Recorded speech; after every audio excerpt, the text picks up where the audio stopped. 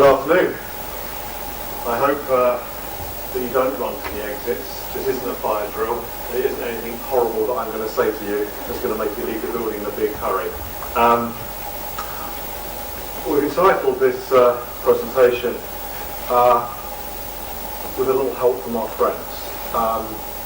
Sustainability, cost reduction, carbon reduction, energy reduction.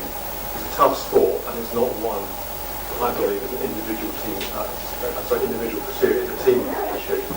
And I don't believe that the ideas all exist in one organisation. So part of our ethos has always been to bring the best ideas from around the world to one place.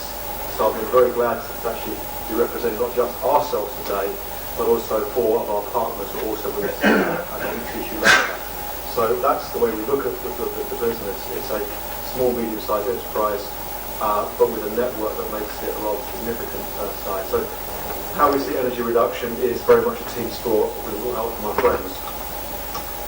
In the next 30 minutes, what I'm going to describe is from a measurement standpoint, we need to know where the start line is. It's somewhat obvious, but as we'll see later, not so obvious. You're going to figure out why possibly many of you have never heard of us. You're going to find out what's been keeping us busy. We've been doing a lot of work, but in a very different part of the world, and hopefully what it might mean for yourselves. Often when we start with any organisation, we start from a very much strategic standpoint and asking how are they getting on with their sustainability programs, how are they getting on with their energy reduction exercises, how are they going to meet their carbon commitment. And it's very rare that you meet any organisation that's doing that. In fact, it's very rare to meet any organisation that's doing more than a little, really. I mean, many organisations have many things going on. In fact, often they're quite proud of their efforts in sustainability. And it's like walking out on a dark night and looking up in a clear sky and seeing a wonderful constellation, 1,000 points of light, all these wonderful things that we are doing twinkling there, and they are majestic. But the question, is the sky dark or is it light? And despite these 1,000 points of light, all wondrous in the sense, is it adding up? Where are we going? And so we ask questions. Okay, so is it getting darker? Is it getting lighter? Where did you start from? Where are you going? Are these little twinkling pieces of light, are they scalable? If you add them all together, would they come together to achieve what you need to achieve? And are you going there fast enough? And often, the answer we get back is, we don't know. And so often when senior execs speak to me and say, we know we have to do the sustainability thing, but we don't seem to be able to drive any value from it. And the reality is because we have this constellation approach without really any kind of firm program management metrics or management in the process. So essentially that's how we start. To tell you our philosophy, as you've heard, our background comes from being in logistics. We were born in DHL 5 years ago, and it was on my desk that the carbon problem landed. So we were the largest brand in the logistics space. Transportation represented 14% of the world's carbon emissions. What are you, DHL, going to do about it? And inside DHL, that question rattled around a lot. And it eventually landed on my desk. And my boss at the time said, John, quite honestly, we're just talking about this, aren't we? And you know when you hear the truth, you change direction. So the next day, I said, how do we get the biggest bunch of doers, engineers, project managers, people who can make things happen around this problem? And maybe they don't come from inside DHL. Some of them may. The chances are, though, that many of those ideas will come from outside. But our ethos was on how do we put a scientific approach, firm baseline measurement, how do we understand that problem? And when we looked at the things we did every day, which was manage supply chains from end to end, we thought, how would you calculate the carbon emissions of that? That's really difficult. And at first, we tied ourselves up in circles, going round and round, trying to figure this stuff out, until we realised one important truth, that a supply chain is made up of two elements, buildings and vehicles. We realised if we could lower the energy content and the carbon content of buildings and of vehicles and simply multiply them, we could then start making a difference across the wider supply chain. And essentially that's our ethos. So we have spent the last 5 years finding ways to reduce energy in buildings and reduce energy in vehicles. And typically in buildings we get to about 30 or 40% until the economic challenges start to gang up on us. Fortunately, we can go further with carbon emissions. In vehicles, depending where it starts, it's about 15%, moving up to 35%.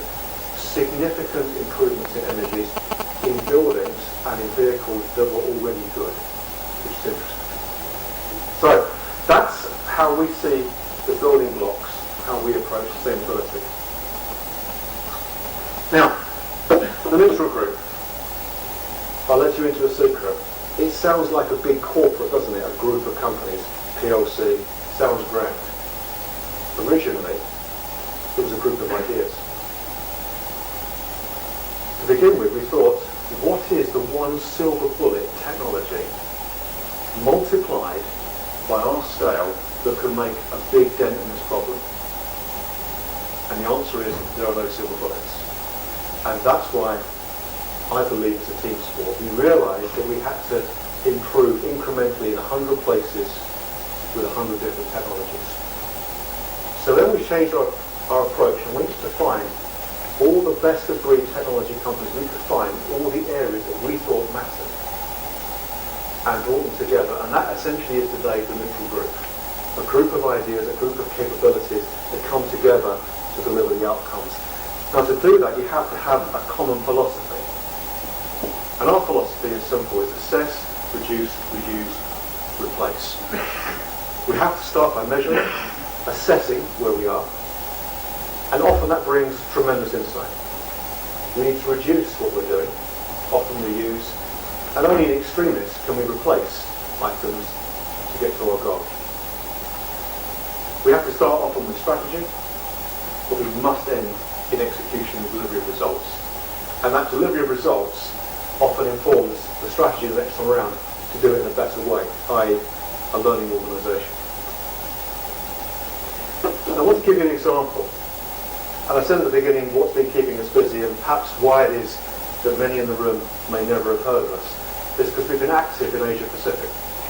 I'm going to give you a case example of an organisation we work with that has 35 distribution centres scattered across the Middle East and Asia. And this is an organisation that wants to take sustainability seriously. But it's also sure that it doesn't want to pay a cent extra that it has to. This is not about increasing costs simply to do good for the planet. We must have a firm, solid business case as well as reducing energy and reducing carbon emissions. To do that, we have created 3 phases or 3 epochs in this journey. The first we call measure and manage, where 10% of energy gladly has already come out with the organisation. The second is the reduce and reuse phase. Later, we're going to move to the replacement phase where we switch wholesale to large forms of economically available renewable energy. Now, I'm going to focus on one place in the world, a place called Guangzhou in China. I don't know if any of you in the room have been to Guangzhou. It's a place that will leave a very marked impression on you if you have been there. The sense of China, the sense of growth, the sense of industrialization in the south part of China. Guangzhou is growing into one of the world's largest metropolises of probably 7 cities coming together with a population of 80 million people. It's very significant. And so that's where we're working in at the moment.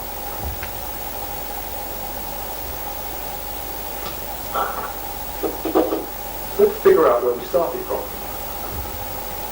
what does a good warehouse look like? How energy efficient is it? And so we created a scale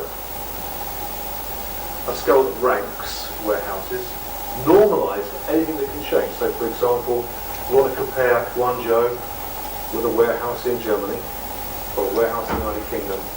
Of course, they're different climates. Of course, they're different configurations. They've got different dimensions. So, normalising all that is different and come down to the basic of how many kilowatt hours do you consume per cubic meter that you're using. And we put them on a rating scale, and that rating scale you've seen on most products. And we did that so that people could understand what we're talking about, because the numbers were peculiar, strange numbers, but that rating scale, it sinks into people's heads. And we said, well, where's the average? And where's the spread around the average? And the bizarre thing is that the warehouse we looked at, there's a range of 3 times, from the very worst to the very best, which is fascinating. So that means there's a warehouse out there that uses 3 times the amount of power that the best one does on a normalised basis. That's fascinating. So the opportunity to improve is significant. So that measurement framework has given us that focus, has given us that insight as to where to go. Now, interestingly enough, actually, Guangzhou happens to be a pretty good warehouse, upper quartile. And interestingly enough, it's not just one of the most efficient warehouses in Asia in this customer. It's one of the most efficient warehouses in the world. And that's surprising. Now, sometimes people talk to me and say, why am I bothering working in carbon reduction in China? They don't care, right? Wrong. They care deeply. They care deeply because actually the cost of a kilowatt hour is roughly 10 US cents, which is not out of kilter with European prices. And the cost of the price of diesel is just over $1 a litre. Again, not out of kilter with Western standards. But in comparison to a labour hour, it's significantly more. So energy in China is expensive, and they care. So that is the reason why that actually 2 to 3 of the leading warehouses around the world happen to be in China in this particular dimension. That's fascinating. Never thought that we'd go to China to learn how to do energy efficiency, but here you go. Now my intention really was to say, okay, can you make something that's already pretty good, can you make it better? How much better? Well, to start off we need even further data, and we start off on our assessment path. And we bring in one of our first partners, Melrock. Now Melrock provide online metering equipment, things you may well have seen before, equipment that tells us basically what we're consuming, when we're consuming it, giving us data feeds every few minutes around it, breaking down different levels, giving us all kinds of insights around it. And what it tells us, quite simply, is where we're using power inefficiently, where we're using it inefficiently as part of the day, part of the week, part of the month, and shows where we can improve. And coupled with that, we set a 5% energy reduction target, the very first thing we did, but an absolute reduction of energy in a region that's growing between 10 and 15% a year. I'm glad to say that actually not only have they achieved this, they're surpassing this.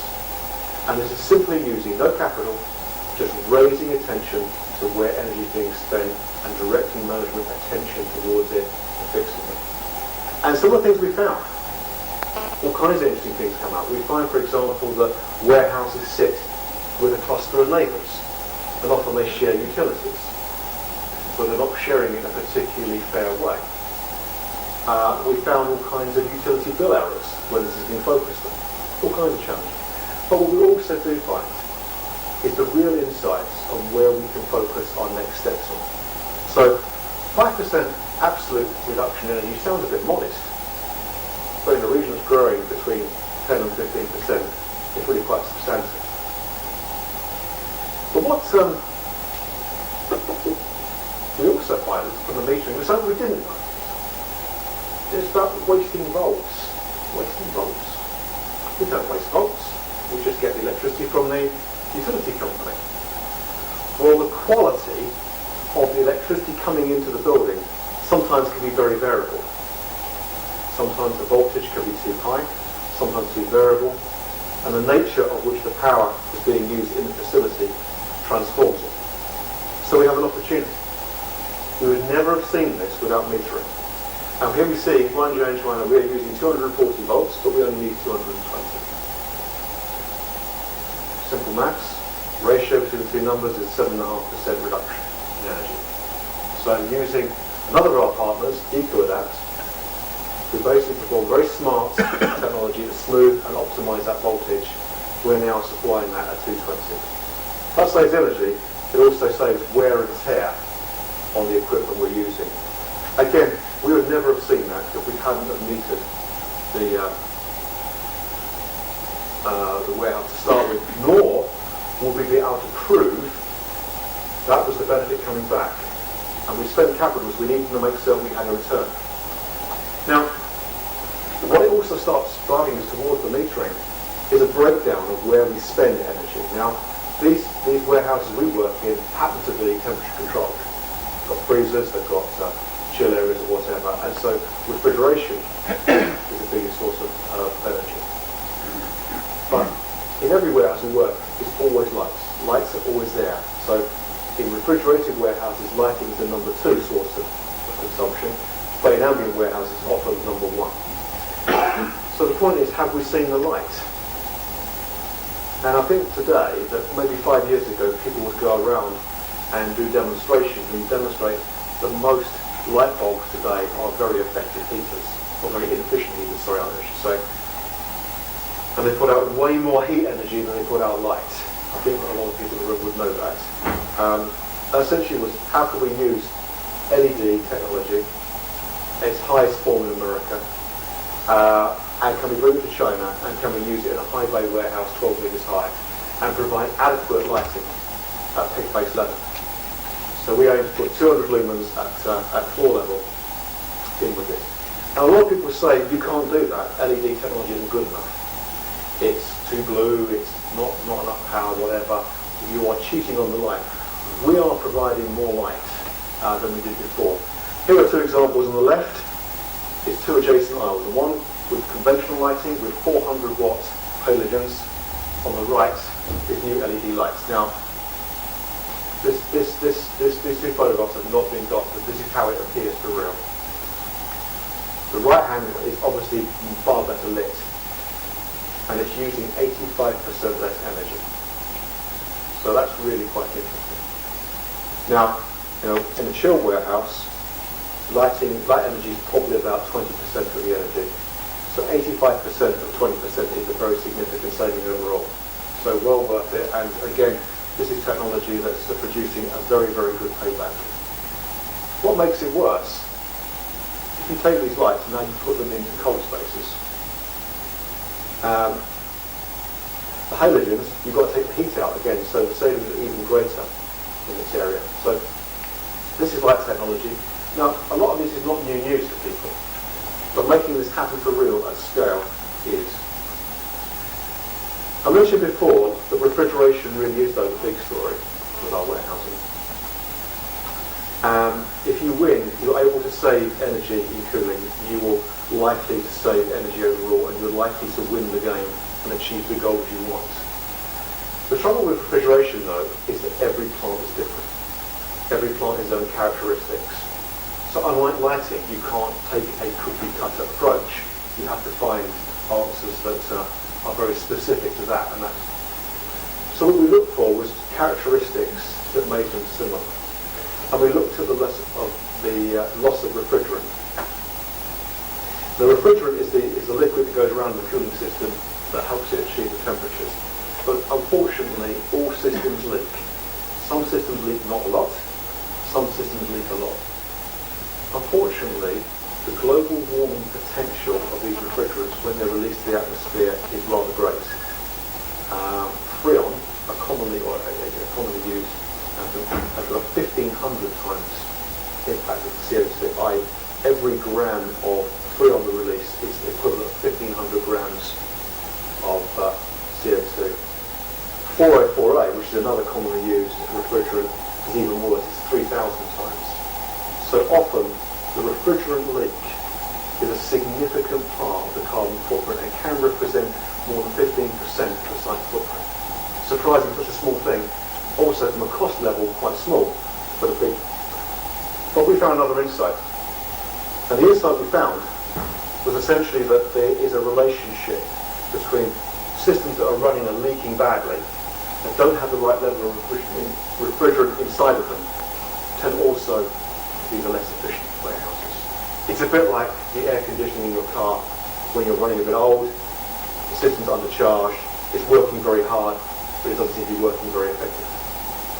And if you're going to make changes to your refrigerant system, we found a really cool piece of technology called liquid pressure amplification. And this will, on certain plants, reduce energy by 20 to 25%. And that's significant. So, adding that all together is a lot. Okay, we made some engineering changes, but it's important that we keep our cool too. So, what's the point of putting some great engineering into a building if indeed the behaviours in the building aren't particularly conducive and wasteful? And what we saw when we looked at the warehouses that were at the top of the scale, the high efficiency warehouses, compared to the ones below average, some very marked differences. Here's just one insight. On the left, you'll see here a humidity trap curtain. It's sitting just inside the chill dock, and it's trapping the humid air that's coming in through the doors, and making certain that air doesn't propagate further into the refrigerated spaces. It's very cheap, it saves $1 million. Very good idea. On the right, you can see someone who hasn't quite got the message about insulation. And despite the fact that we've got some great insulation is leaving the doors open, or gaps in the process. So again, these are the things that separate the best from the rest. So, if you put it all together, what do you get? Well, there's things that we definitely expected. We absolutely set out to reduce energy by 35 to 40%. We absolutely wanted the 3-year payback, so we got those things. But this is what we didn't expect. We didn't expect a really engaged employee workforce. That by working on this thing, which is a cost-saving project, but with a smiley face, it really engages. But this is not something that's cost-saving done with profit as the key motive. It seems to be something with their long-term interest in place. And so therefore, as we had taken the journey, started the journey for them, they then picked up that case and said, how can we go further on the path of neutrality? And I can't tell you to put this in a business case, but I can tell you that every place we go to, the business performance, the key metrics, improve too. Now that's got to be something to do with morale and the spirits of people there. So that's very interesting. Hard savings, engaged workforce. This is a good cost-saving project. Now, if I had time, we could talk about transport. But frankly, that's a story for another day. If you want to come and join us on stand later, I'm more than happy to talk about transportation. But fundamentally, same principles, same amount of energy, same kinds of technologies, same kinds of behaviours, same kinds of opportunities. Only the price is bigger. What you spend in fuel often is 2 to 3 to 4 times higher than what you spend on electricity. So, we started off by saying organisations start from 1,000 points of light. Some wonderful things happening.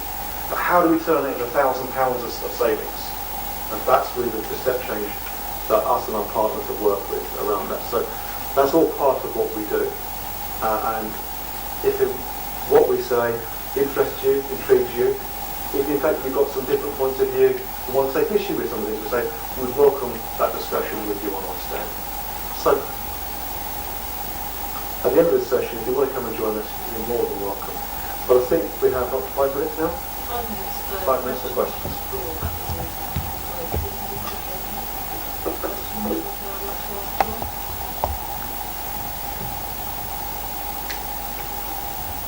Colin. Colin Kern, Unipart Group. 3 years can be quite a long payback. Thank you. 3 years can be quite a long payback for many organisations. How are you approaching companies to try and get the investment for that sort of return? You're right that even in today's environment, even 3 years, which dovetails with typically contract periods in the logistics industry is there. The range of opportunities range from literally months of payback, like 1 or 2 months, up to 3 years. And our job is trying rather to not cherry pick the ones that have got less than 12 months, one are less than 18 months, but to blend them together with some of the heavy lifting ideas, frankly, to make certain they're done. Because otherwise an organisation will simply take the low-hanging fruit and stop there.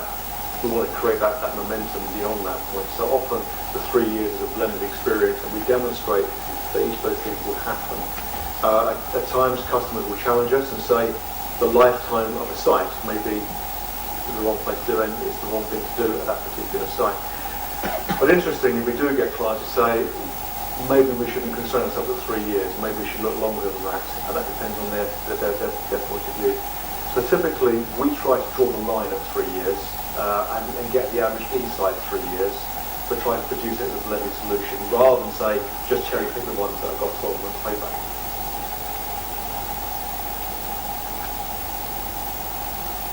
Sure. How do you go about implementing the best value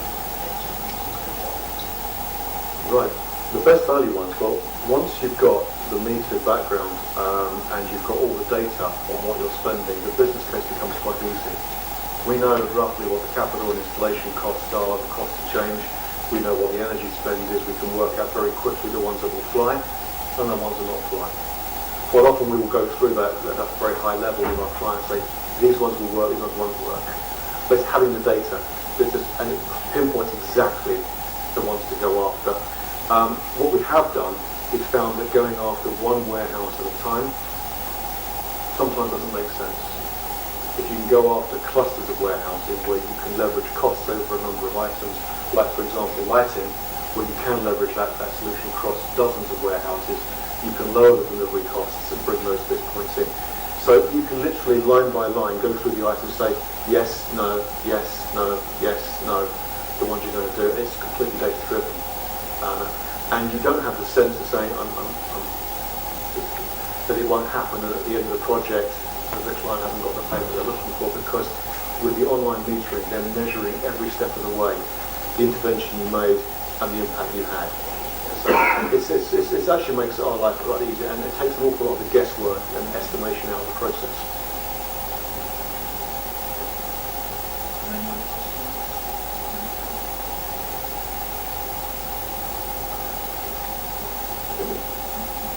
Well, if you want to come and talk to us on the stand, we are more than happy to answer your questions one-to-one in that process.